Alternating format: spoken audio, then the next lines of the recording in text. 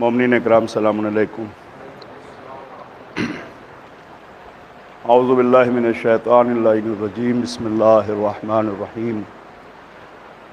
الحمدللہ رب العالمین والصلاة والسلام علی سید المرسلین و اہل بیت الطیبین الطاہرین، اما بعد۔ بسم اللہ الرحمن الرحیم۔ هو الذی بعث فی الامیین رسولا منہم یتلو علیہم آیاتہ ویزکیہم ویعلمہم الکتاب والحکمہ۔ چونکہ آج روز جمعہ ہے اور روز جمعہ کی فضیلت اور روز جمعہ کی جو افادیت ہے وہ تمام دنوں میں افضل ترین دن ہے،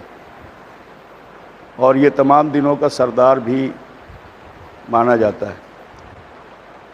اور یہ روز رسول اسلام حضرت محمد مصطفیٰ صلی اللہ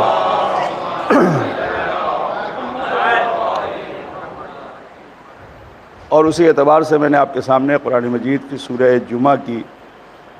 ایک آیت کہ جس کی تلاوت کا شرف حاصل کیا، جس میں ارشاد ہے کہ ہم نے امیین میں ایک کو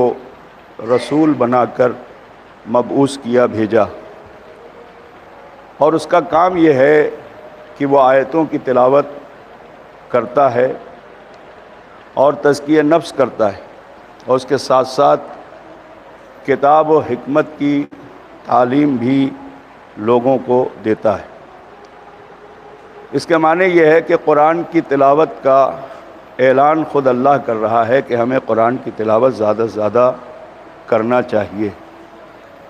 چونکہ تبلیغ کا مقصد ہی یہ ہے کہ لوگوں تک وہ بات پہنچائی جائے کہ جو بات اللہ نے اپنے بندوں کے لیے اپنے کلام کے ذریعے اپنے حبیب کے توسل سے، ان کے وسیلے سے ہم بندوں تک پہنچایا ہے۔ اس کے معنی یہ ہے کہ قرآن کی تلاوت کا ثواب اپنے مقام پہ ہے، ثواب کے بعد، تلاوت کے بعد پھر لفظ ہے تزکیہ نفس، یزکیہم، یعنی لوگوں کے نفسوں کو بھی پاک کریں۔ تو اب ظاہر سی بات ہے، یہ ذہنوں میں بات ہے کہ رسول تزکیہ نفس کیسے کریں گے؟ تلاوت جو ہے وہ ہر ایک کے لیے تھی، کافروں کے لیے بھی تلاوت ہے پیغمبر اسلام کے ذریعے، مشرکوں کے لیے بھی تلاوت ہے پیغمبر اسلام کے ذریعے، یہودی، عیسائی، مجوسی، جو بھی اقوام، جو بھی قومیں، جو بھی مذہب کے ماننے والے، جن مذاہب کے بھی لوگ مکے میں تھے، پیغمبر کو حکم ہے کہ ان کے اوپر تلاوت کرو، انہیں وہ باتیں بتاؤ کہ جو ہماری طرف سے تمہاری طرف بھیجی گئی، اس لیے کہ جب تک بات نہ بتائی جائے اس وقت تک انسان متوجہ نہیں ہوتا۔ یہ ایک طریقہ ہے تبلیغ کا، ایک طریقہ ہے وحدانیت کو لوگوں تک پہنچانے کا، اپنی بات کو لوگوں تک رکھنے کا۔ تو تلاوت کے ذریعے پیغمبر مکے کی گلیوں میں قرآن کی تلاوت کرتے تھے تو لوگ جوک در جوک پیغمبر کے قریب آتے تھے۔ اب اس میں اسی لیے آپ قرآن میں دیکھیں مختلف مقامات پر انبیاء کا تذکرہ ہے، مثلا جناب ابراہیم کا تذکرہ قرآن میں بہت زیادہ ہے،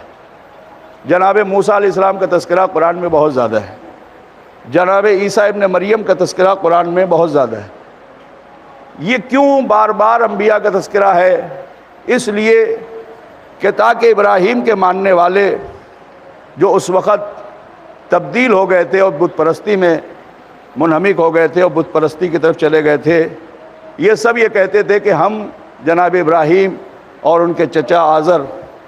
یہ ہم ان کے ماننے والے ہیں، اور چونکہ ایک غلط فہمی تاریخ میں بہت تیزی کے ساتھ تبدیل ہو گئی تھی کہ جناب ابراہیم کے چچا، جنہیں ہم چچا کہتے ہیں، انہیں وہ باپ کہتے ہیں، اور وہ بت پرست تھے اور وہ بتوں کو بناتے تھے، بیچتے تھے، یہ ان کا مشغلہ تھا، ان کا پیشہ تھا۔ تو کافر و مشرک جناب ابراہیم کا جب نام سنتے تھے رسول خدا سے تو وہ قریب آ جاتے تھے۔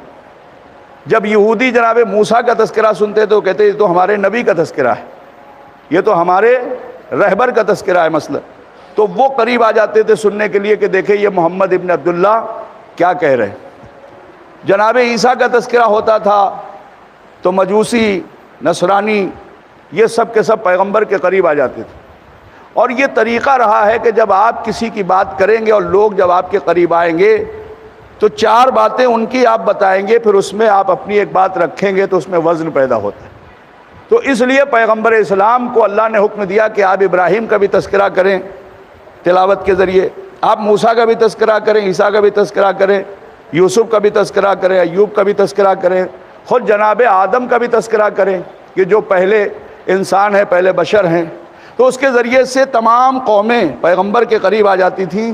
اور پھر پیغمبر اس میں یہ کہتے تھے کہ دیکھو تم جن لوگوں کو مان رہے ہو، تم جس خدا کی بات کر رہے ہو، وہ خدا وہ ہے کہ جسے ابراہیم بھی نہیں تسلیم کرتے تھے، موسیٰ بھی تسلیم نہیں کرتے تھے، جناب عیسیٰ بھی تسلیم نہیں کرتے تھے، بلکہ وہ سب کے سب اللہ کی وحدانیت کو تسلیم کرتے تھے، اور ان کا ایمان پروردگار عالم کی وحدانیت پہ تھا۔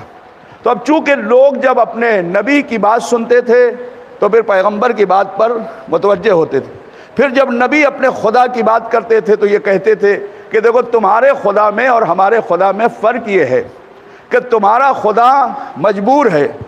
ہمارا خدا مختار ہے، تمہارا خدا سن نہیں سکتا، ہمارا خدا سمیع ہے، سننے والا ہے، تمہارا خدا بول نہیں سکتا، ہمارا خدا کلیم ہے، کلام کرنے والا ہے، موسیٰ سے اس نے کلام کیا، تمہارا خدا مثلا دیکھ نہیں سکتا، ہمارا خدا بصیر ہے، دیکھنے والا ہے، ہمارا خدا علیم ہے، سمیع ہے، بصیر ہے۔ یہ تمام صفتیں جب پیغمبر اسلام بیان کرتے تھے تو ان لوگوں کے ذہن میں یہ بات آتی تھی کہ واقعی جسے ہم نے خود بنا لیا ہے وہ خدا اور ہے، جو کائنات کا بنانے والا ہے وہ خدا اور ہے۔ پھر وہ تحقیق بھی کرتے تھے، اپنی کتابوں میں بھی دیکھتے تھے، توریت میں، انجیل میں،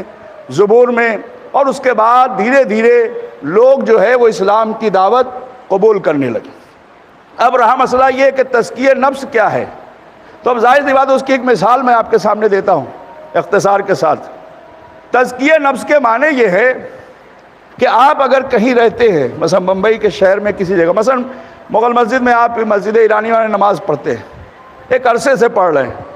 اور آپ یہاں سے کہیں دور چلے جائیں، دلی چلے جائیں، لکھنؤ چلے جائیں، یا وطن چلے گئے۔